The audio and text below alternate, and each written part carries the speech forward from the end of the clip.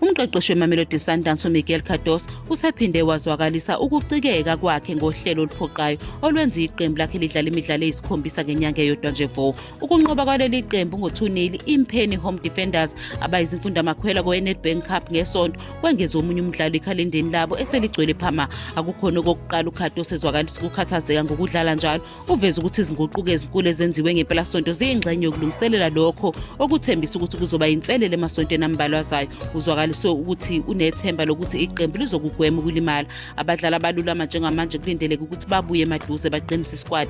uCardoso ubalule nokuthi sebekhona abadlali asebebuyele eqenjini futhi unethemba lokuthi abanye abaqeda ukululama bazokwazi ukufaka isandla amaduze. uCardoso ugcizelela ukuthi ukudlala imidlalo eyisishiyagalombili ngenyanga akusona isimo esijwayelekile noma esamukelekile ebholeni. Uveza ukuthi iqembu lizobhekana nohlelo olunzima oluhambisana nemidlalo njalo izinsukwini ezintathu kuya kwezinye kuze kufike ikhefu leFIFA.